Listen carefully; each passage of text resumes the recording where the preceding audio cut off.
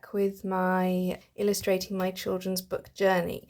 There are a few more things in this sketchbook I have to show you, but today I'm going to try and talk through as much of the process of getting from the sketchbook to the final product of my children's book. Now, caveat, unfortunately, I cannot find a lot of the exercises from the course, which was used to build up techniques and learn about the industry. Cannot find the entire file, but I do have, obviously, the artwork for this and in my sketchbook and a few other things which seem to have escaped the missing file. So, now, the whole thing with designing a children's book is coming up with, first of all, a story. So we had to be doing this at the same time as practicing our drawing, was coming up with a story in rhyming verse, because a lot of children's books are in rhyming verse. Think of Julia Donaldson, the Gruffalo and all that. Very, very popular. And we also had to come up with a character that we could draw over and over again. I don't know why, but for some reason I wanted to do an octopus, but then I realised trying to cartoonify an octopus and keeping track of all the legs was, or tentacles rather, was a bit challenging. So yeah, the octopus idea didn't last very long. I was just having too much trouble with that. You might recognise this character or a similar style from the little Viking boy that I did in the last video. I really wanted to come up with an idea for these characters, but it just, well, it wasn't really working. I couldn't think of the actual story. Maybe this is something I can go back to, because I never actually made the painting of this one, but I would love to. I think she's beautiful.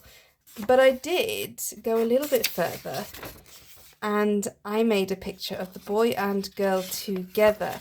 Now this I did actually paint. I will apologise for the glare there, but this is the final painting. I've had to take it off my daughter's wall because that is where it's hanging, but there we have of little Vikings under their shield umbrella and all the animals crowding round. And you might want to keep an eye out on these animals. I was very inspired by woodland animals at the time, and this is possibly where the idea for my book started coming about, was that I really wanted to include some sort of woodland theme to my book.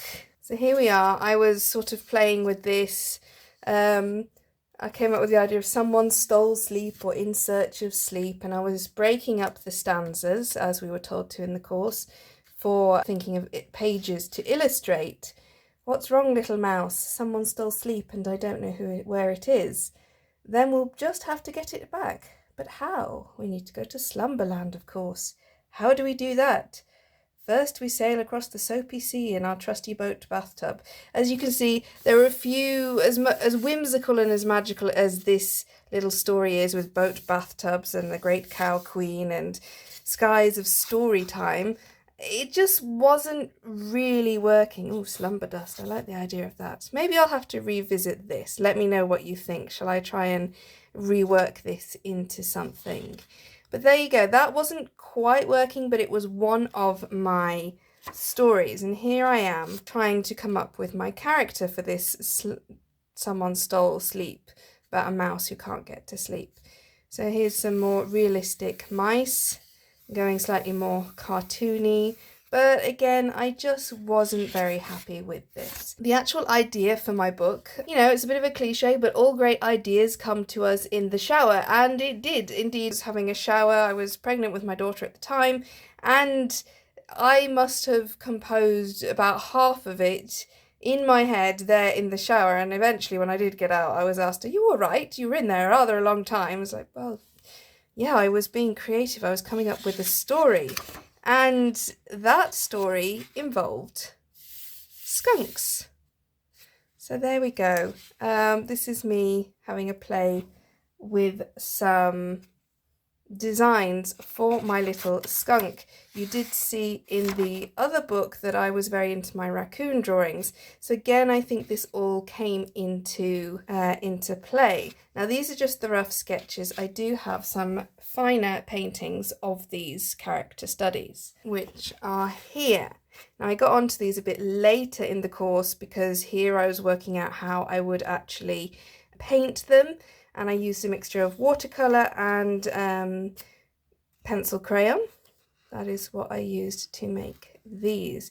So this is Little Skunk. But before we go forwards, I will just show you some of the exercises from the course, and then I will talk a bit more about how we came up with the thumbnails and the actual scenes for the book. So here we are. This was one of the exercises for the course. I am just covering up a bit here because it's got the actual exercise, which I won't put up for privacy reasons for course provider. But yeah, we had to come up with pictures for a baby's board book. So very clear images and words. So yeah, on a theme that they would know. So either animals or things around the house, objects like ball, cup. But I wasn't very interested in balls and cups, so I went with the animal theme. And this was another of the exercises from the course where we had to come up with a book cover for a retelling of Little Red Riding Hood. And this sparked a lot of ideas for me, maybe a middle grade fairy tale retelling. I have it planned out in my folder of shiny new ideas, but I thought that obviously, you might recognise this face.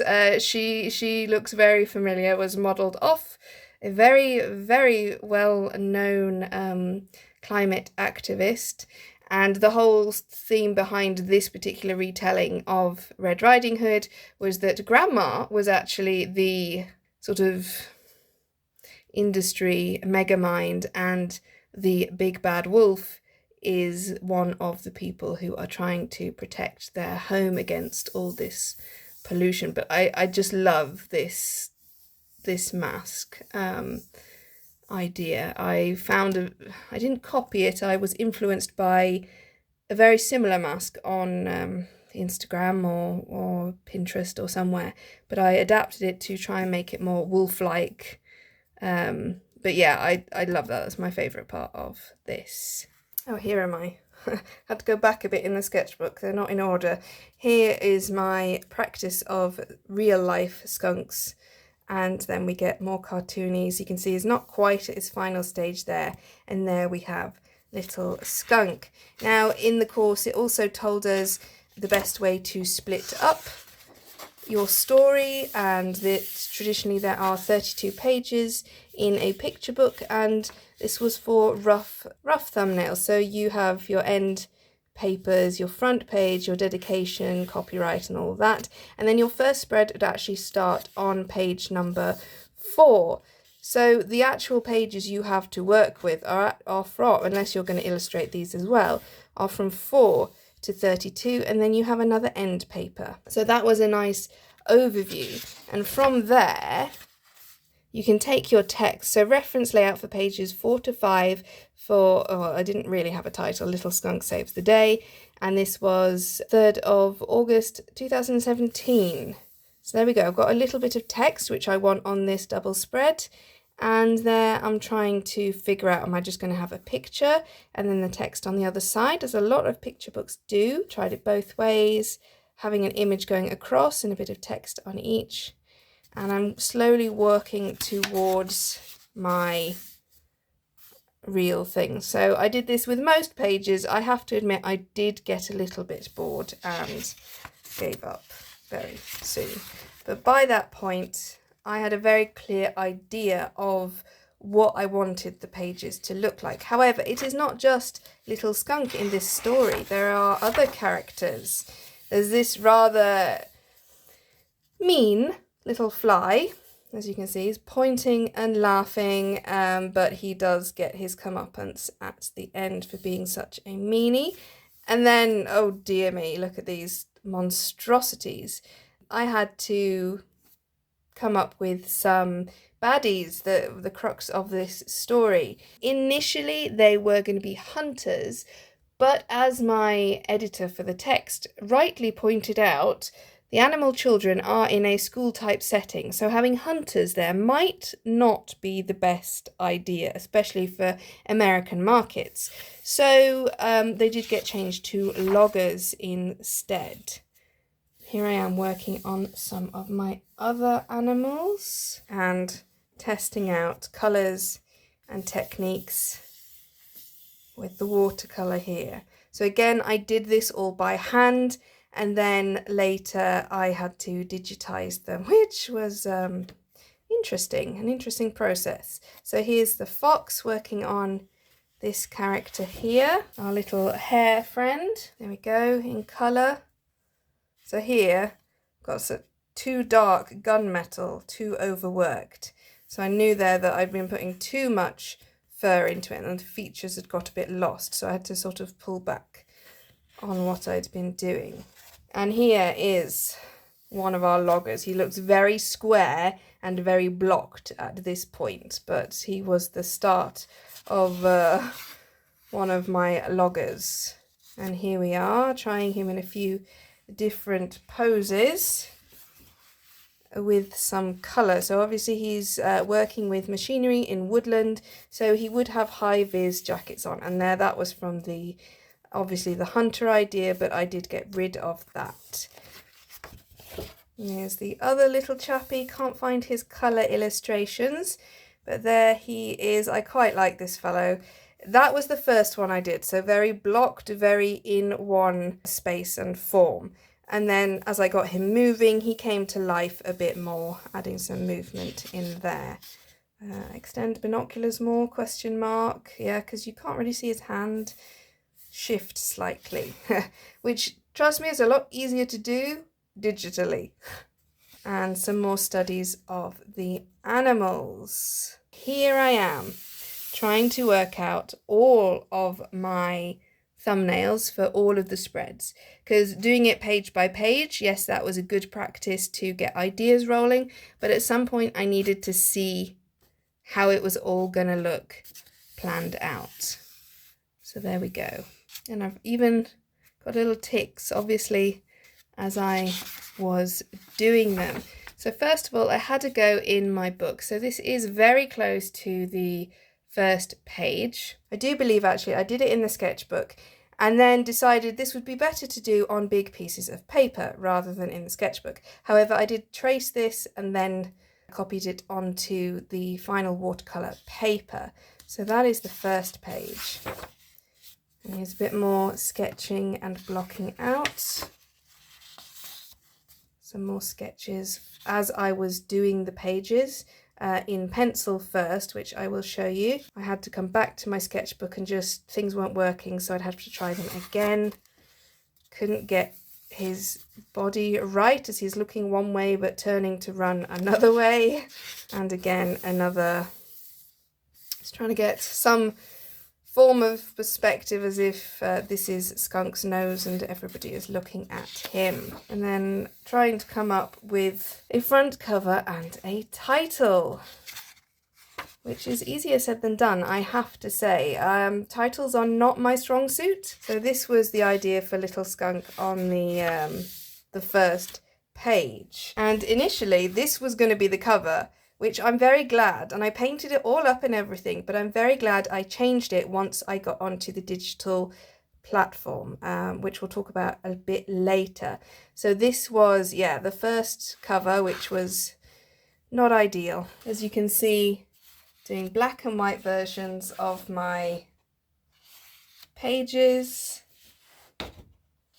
as a practice, and then so that I could trace them and paint them.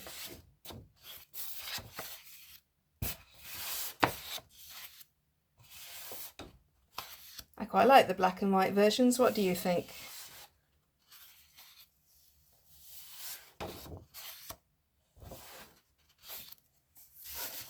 But I'm sure you are much more interested in seeing the colour version. So here we go. And here's just a little study of practicing my colours. And I'm looking through the phone here, and the colours just are not coming up the same way. In reality, this is a beautiful sort of jade green colour, and on the camera, unfortunately, it's coming out very blue.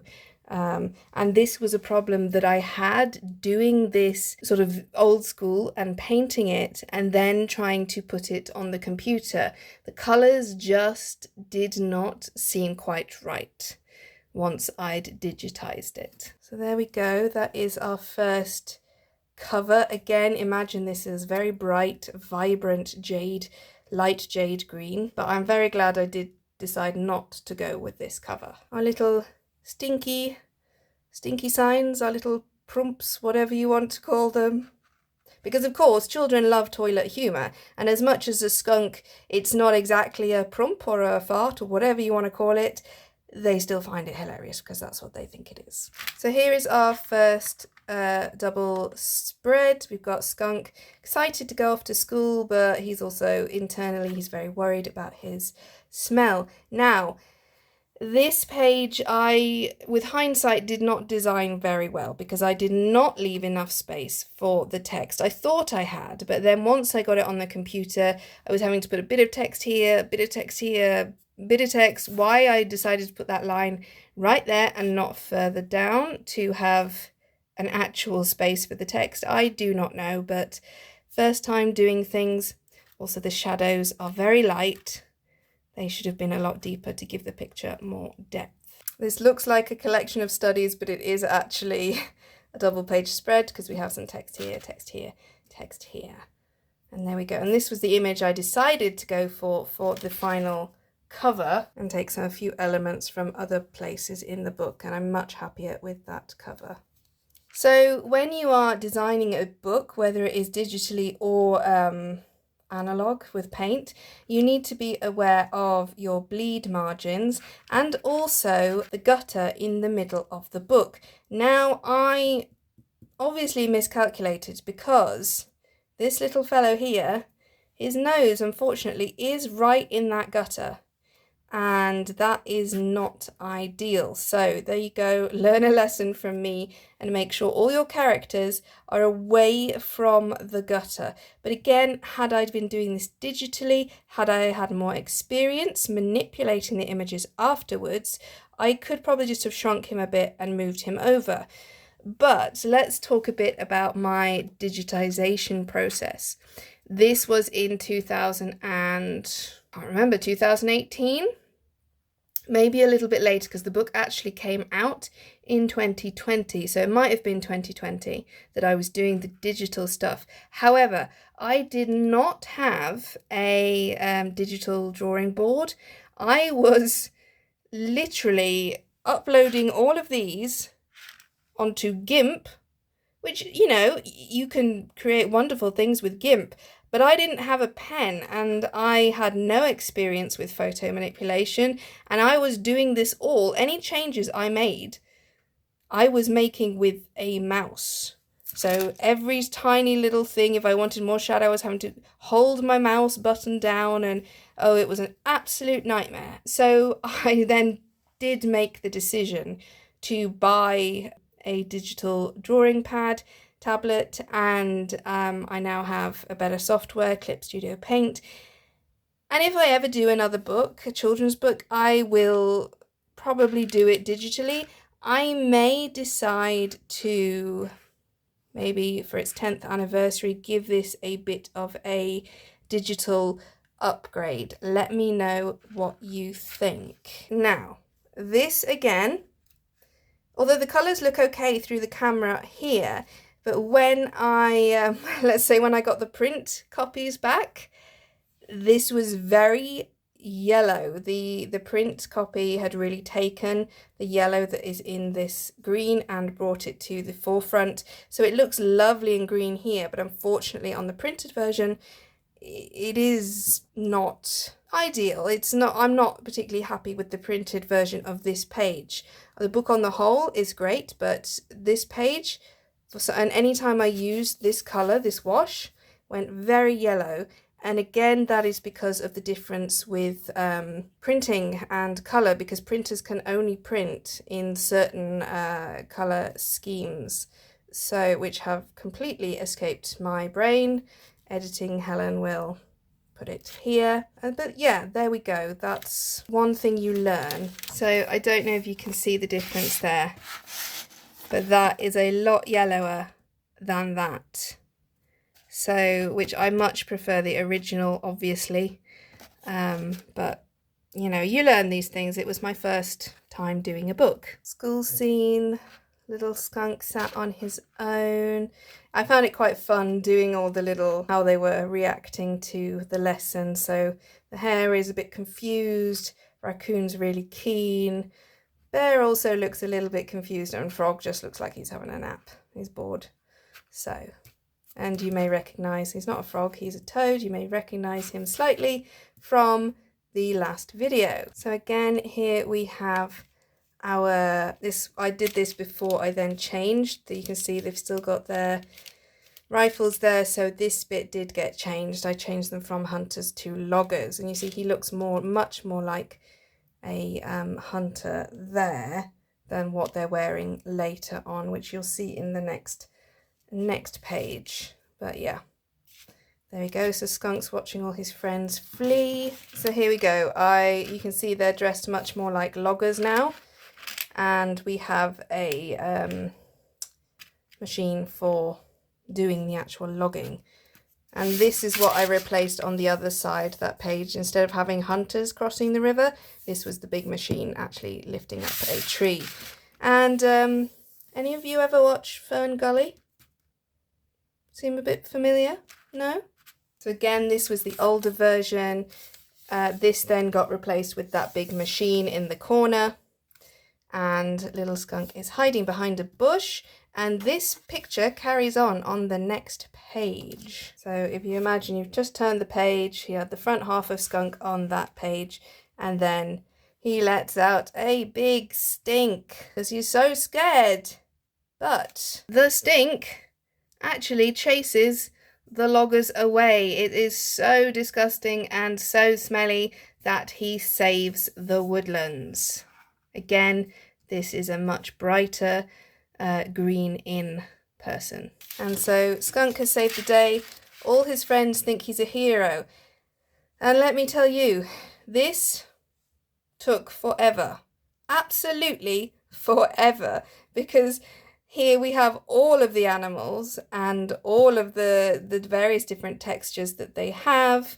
And yeah, I'm a bit annoyed because the deer looks exactly the same colour as the tree. But again, it had been such a long time since I'd done art. I was still learning.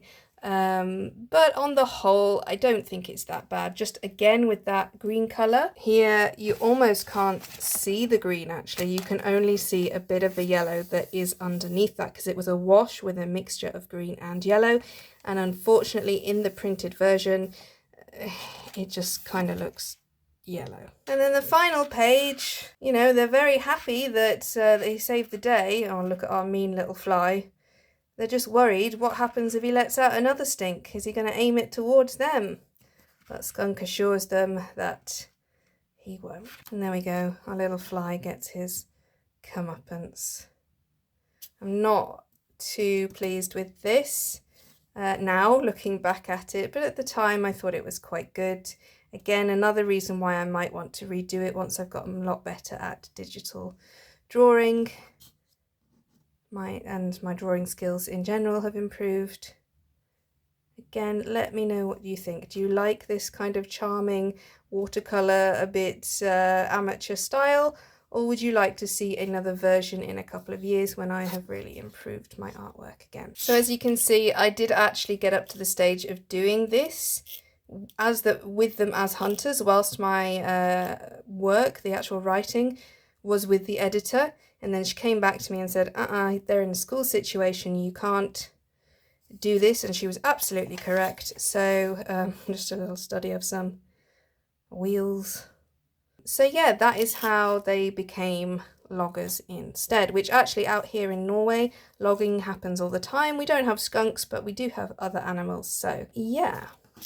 that was the process of painting these, uploading them. I'm sorry I don't have any footage of me uploading to Gimp. It was a long time ago. I didn't think I'd have a YouTube channel at that time, but just let me tell you, it was a nightmare. It took forever. I nearly threw the whole thing away. Well, I wouldn't have thrown the pictures away, but I would have just given up on the whole project. But then I did find, and I will try and credit it if I can find it again, a video on YouTube, which told me, even though it was not the best audio or visual, but it told me how to upload my images to Gimp, how to edit them, and that finally did result in me having a picture book.